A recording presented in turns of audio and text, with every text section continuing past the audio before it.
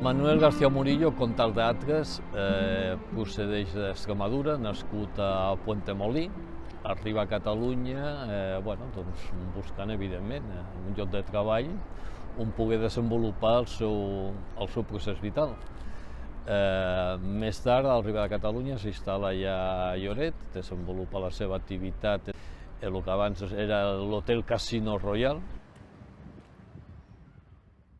I aquí va ser on el Manuel García Murillo va iniciar la seva trajectòria sindical com a conseqüència del conflicte que és la plantilla del Casino de Lloret. Demanaven un marc que regulés les seves condicions de treball.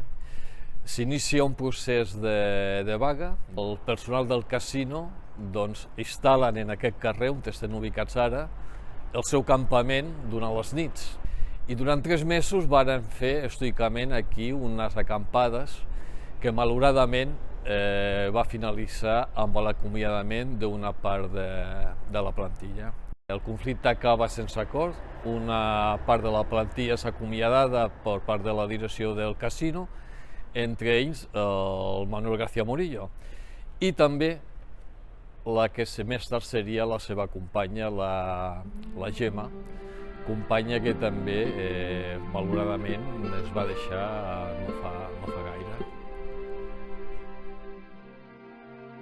Tota la seva trajectòria sindical del Manuel García Murillo desenvolupa paral·lelament amb la Gemma Ballesteros. Crec que també hem d'aprofitar aquesta ocasió per reconèixer també el paper que la Gemma va desenvolupar tant participant en el conflicte del Casino de Lloret, com posteriorment també participar en la Fundació Paco Puerto, en tot el que feia referència a la formació contínua dins del sindicat a nivell de les comarques gironines.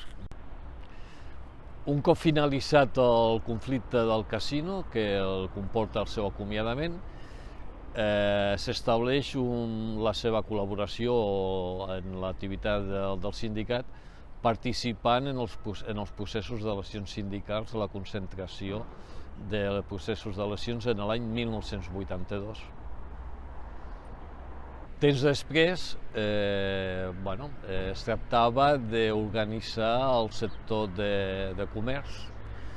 En aquells moments, evidentment, en aquells anys, les condicions de treball dels treballadors i treballadors del sector de comerç no tenien un marc legal que regularitzés les seves condicions de treball.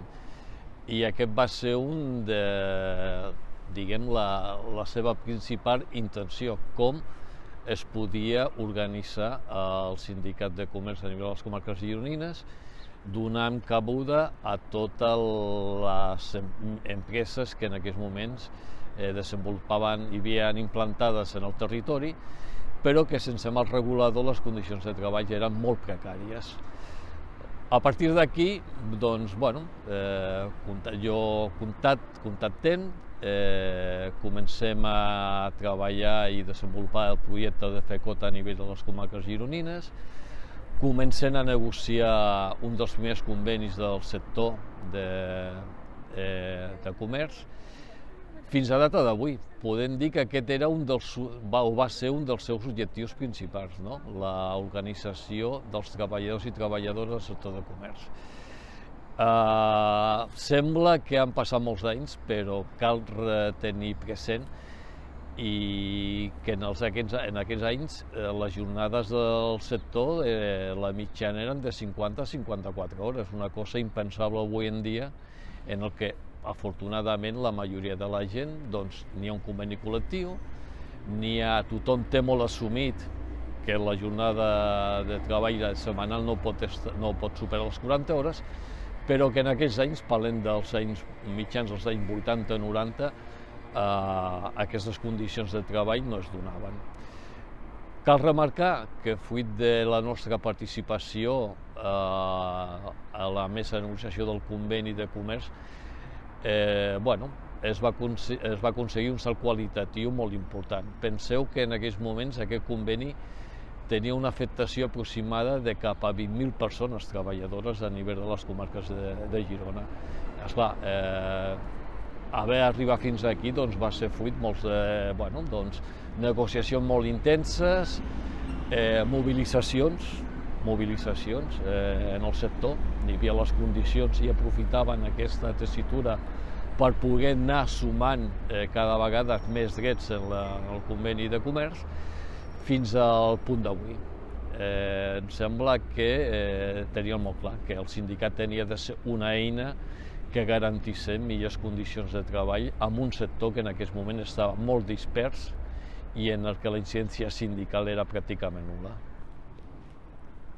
Parlar del Manuel García Murillo, doncs evidentment, és parlar també de la seva inquietud en aconseguir organitzar els treballadors i treballadores de l'hostaleria.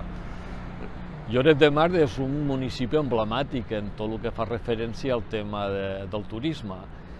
I aquí va ser, en aquest municipi, on es va organitzar el primer sindicat d'hostaleria, perquè ho requeria.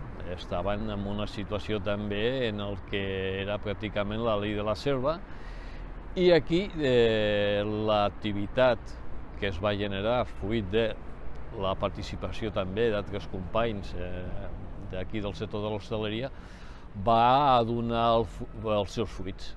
Es van organitzar els primers comitès d'empresa en determinats hotels i es va constituir un nucli important i desenvolupant una acció sindical rellevant. Cal recordar que les primeres negociacions dels convenis d'hostaleria de Catalunya a Lloret de Mar s'havien arribat a fer assemblees de més de 500 persones treballadors en els que el sindicat informava del desenvolupament i dels avanços o no que s'estaven produint a la mesa negociadora del conveni col·lectiu d'hostaleria. En definitiva, consolidar el sindicat en aquells àmbits i en aquests sectors on la presència del sindicat era necessària.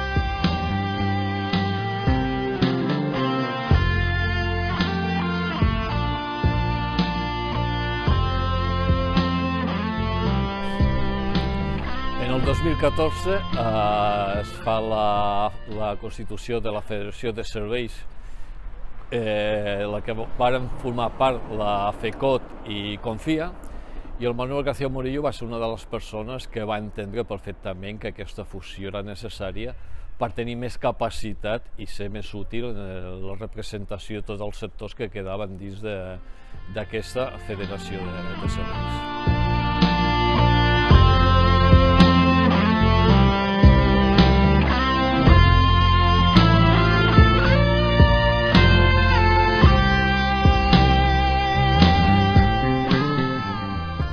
Què podem destacar del Manuel García Murillo?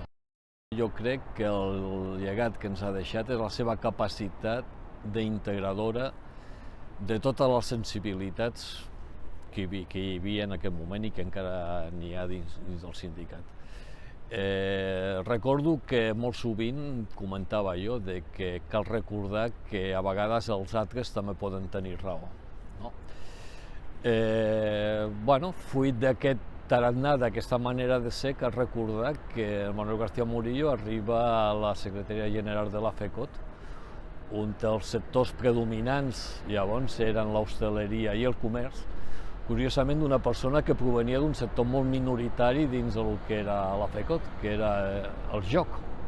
Això d'alguna manera demostra la seva capacitat d'integrar, d'escoltar, de saber en quin moment a vegades calia també donar peu a tota mena de sensibilitats dins del sindicat. Crec que aquesta és una virtut que cal remarcar.